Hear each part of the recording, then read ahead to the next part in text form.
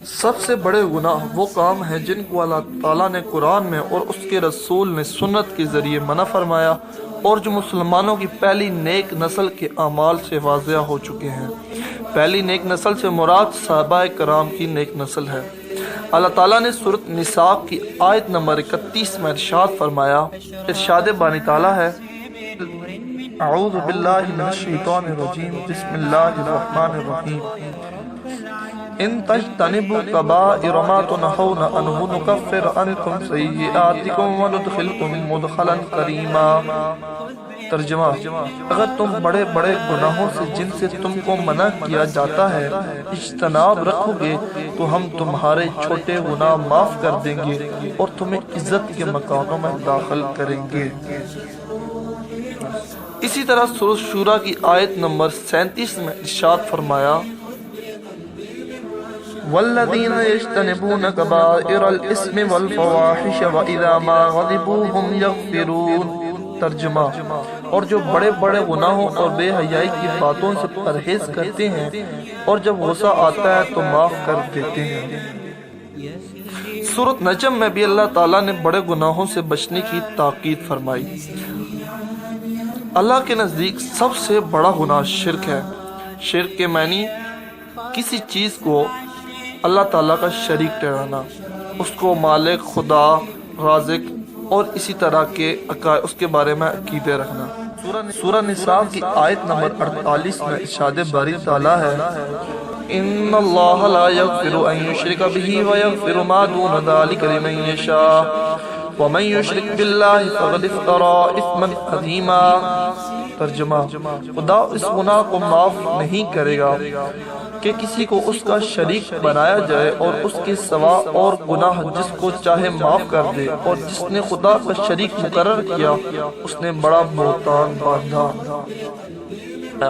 دوسرا گناہ قتل، اس کے بعد جادو، اس کے بعد نماز کا نہ ادا کرنا، زکوٰۃ کا نہ ادا کرنا، رمضان کے دنوں میں روزہ نہ رکھنا بشرطے کے قابل ہو،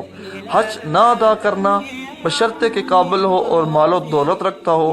ماں باپ کی عزت نہ کرنا، رشتہ داروں سے قطع تعلقی کرنا، زنا کرنا، ہم جنس پرستی کرنا، سود، یتیم کی جائیداد پر قبضہ کرنا، اللہ اور اس کے رسول پر جھوٹ باندھنا، جنگ میں راہ فرار اختیار کرنا، اپنے لوگوں کو دھوکہ دینا اور اس کے ساتھ ناحق کرنا،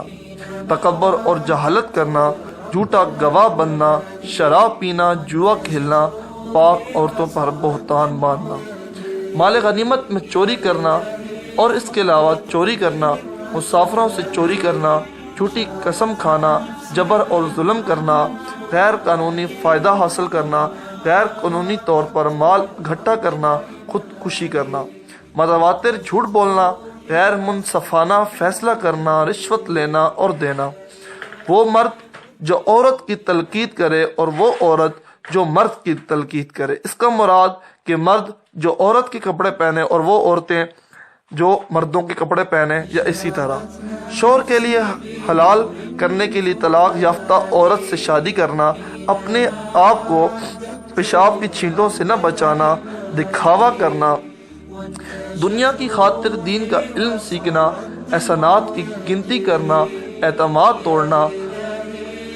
اللہ کی فرمانی سے انکار کرنا، لوگوں کی نجی گفتگو سننا، کہانی بنانا، لعنت بھیجنا، کانٹریکٹ توڑنا، ہاتھ کی لکیریں پڑھنے والوں اور نجومیوں پر یقین رکھنا، عورت کا اپنے خاوند سے برا سلوک کرنا، تصویریں اور مورتیاں بنانا، مصیبت کے آنے پر نوحہ کرنا، لباس پھاڑنا اور اسی طرح دیگر کام کرنا، دوسروں کے ساتھ غیر منصفانہ سلوک کرنا، بیوی، نوکروں، کمزوروں اور جانوروں کے ساتھ برا یا ظالمانہ سلوک کرنا، پڑوسی کو برا بھلا کہنا، مسلمانوں کو گالی اور برا بھلا کہنا، لوگوں کو برا بھلا کہنا اور اس کے ساتھ متکبرانہ سلوک کرنا، مردوں کا سونا اور سوتی کپڑا پہننا، اپنے لباس کو فخر سے زمین پر گھسیٹنا، غلام کو اپنے مالک کے پاس سے بھاگ جانا، اللہ کے علاوہ کسی اور کے نام پر جانور ذبح کرنا، لڑائی جھگڑا کرنا، پانی ضائع کرنا، کم تولنا، اللہ کے منصوبوں سے خود کو محفوظ سمجھنا یعنی اللہ کے عذاب سے خود کو محفوظ سمجھنا، اللہ کے نیک بندوں سے خیانت کرنا، کسی غرض کے بغیر جماعت کے ساتھ نماز نہ پڑھنا، جمعے کی نماز نہ پڑھنا، وصیت کے ذریعے وارث کے حقوق کو غیر محفوظ کرنا یعنی کسی کو جائیداد سے آگ کرنا، برائی کا منصوبہ کرنا، مسلمانوں کے دشمنوں کے لیے جاسوسی کرنا، اللہ کے رسولوں کے صحابہ کی توہین کرنا اور ان کو برا بھلا کہنا۔ یہ 70 گناہ ایسے گناہ ہیں جن کو اللہ تعالیٰ معاف نہیں کرے گا۔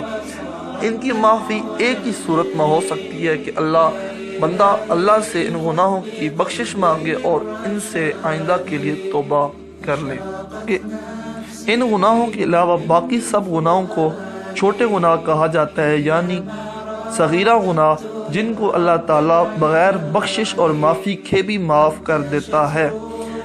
جیسے کہ آپ صلی اللہ علیہ وسلم کی احادیث کا مفہوم ہے کہ جو شخص دن میں 5 مرتبہ نماز پڑھتا ہے تو اللہ اس کے دن میں کیے ہوئے سب گناہ معاف کر دیتا ہے۔ ان گناہوں سے مراد وہی گناہ ہیں جو چھوٹے گناہ ہیں۔ ان بڑے گناہوں کے علاوہ باقی سب گناہ اللہ تعالیٰ معاف کر دے گا۔